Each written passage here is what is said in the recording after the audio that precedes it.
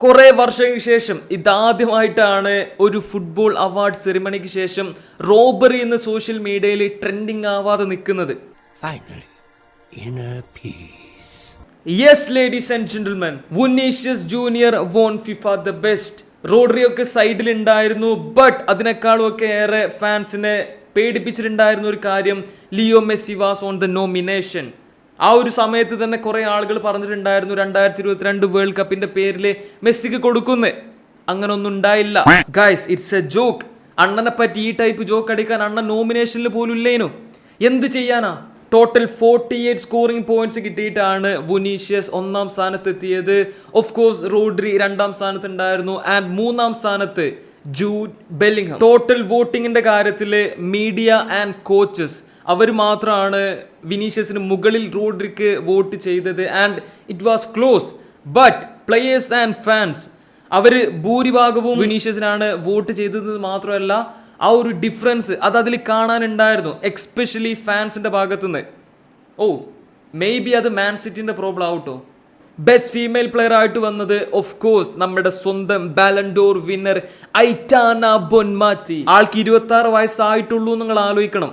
Already 2 Ballon d'Or, 2 FIFA the best and ആള് ബാർസക്ക് വേണ്ടിയിട്ടാണ് കളിക്കുന്നുണ്ട്.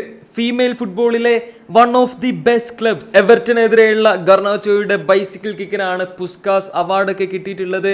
And best goalkeeper again Emiliano Martinez. Aston Villa Premier ലീഗിലും UEFA Champions ലീഗിലും നമ്മൾ എക്സ്പെക്ട് ചെയ്തതിനേക്കാളും നല്ല പെർഫോമൻസ് ഇങ്ങനെ നടത്തിക്കൊണ്ടിരിക്കുകയാണ്. ആൻഡ് അതിലുള്ള എമി മാർട്ടിനസിന്റെ റോള് ഞാൻ എക്സ്പ്ലെയിൻ ചെയ്യാതെ തന്നെ നിങ്ങൾക്കറിയാം. ആൻഡ് അർജന്റീനയോടൊപ്പം കോപ്പ അമേരിക്ക. ഈ ചെങ്ങായിനെ പറ്റി പറയുമ്പോൾ ഇന്നത്തെ ഡേറ്റിനെ കുറിച്ചിട്ടും പറയാതിരിക്കാൻ പറ്റൂല. CR7 ഫാൻസ് കണ്ണടക്കൂ, ചെവി പൊത്തിക്കോളി. ഡിസംബർ 18 നല്ല രസമായിരുന്നു. എനിക്ക് ജീവിതത്തിലെ ഏറ്റവും ഹാപ്പി ഡേ പണ്ട് എനിക്ക് ഞാൻ ചോദിക്കുമ്പോൾ അഞ്ജലിയുടെ ചേച്ചിയുടെ കല്യാണമായിരുന്നു. ഇപ്പം എനിക്ക് രണ്ടാമതായത് ഇപ്പം എൻ്റെ കല്യാണമാണ് എൻ്റെ ജീവിതത്തിലെ ഏറ്റവും ഹാപ്പിനെസ് ഉള്ള ദിവസം. എനിക്ക് അർജന്റീന വേൾഡ് കപ്പ് അടിച്ച ദിവസം. ലോകത്തുള്ള ഫുട്ബോൾ പോപ്പുലേഷന്റെ പകുതിയോളം ആളുകളെ കരയിപ്പിച്ച ഒരു ദിവസം. അതിന്റെ ഉത്തരവാദിയാണ് അയാള്, എമി മാർട്ടിനസ്. ഇപ്പോഴത്തെ ഫിഫ ദ ബെസ്റ്റ് മെൻസ് 11 ഒക്കെ കാണുമ്പോൾ അത്ര മെനൊന്നുമില്ല. പണ്ട് ഇന്റെ കുട്ടിക്കാലത്തൊക്കെ ഉള്ള 11 ആയിരുന്നു ഇതിനേക്കാളും കാണാൻ ഒരു വൃത്തിയും വെടിപ്പൊക്കെ ഉണ്ട്. ഇപ്പൊ എന്താണെന്നറിയില്ല കേട്ടോ, ഒരു രസമല്ല ഈ സ്ക്വാഡൊന്നും കാണുമ്പോൾ.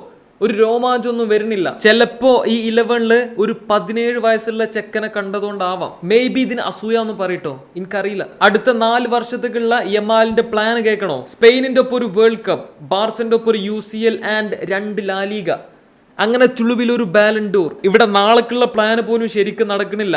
ഡെയിലി പ്ലാനിങ് നടക്കുന്നുണ്ട്, പക്ഷേ അത് അതേപോലെ നടക്കണില്ല ഗൈസ്. അത്രക്കുള്ളൂ. ഈ യമാല് പിന്നിന്റെ മൂഡ് കളഞ്ഞ് 17-ാം വയസ്സിൽ ഒരു ഉളുപ്പില്ലാതെ ബാക്കിയുള്ളവരെ പറയിപ്പിക്കാൻ വേണ്ടി ഉണ്ടായ ഒരുത്തൻ. അപ്പൊ ശരി, ബൈ.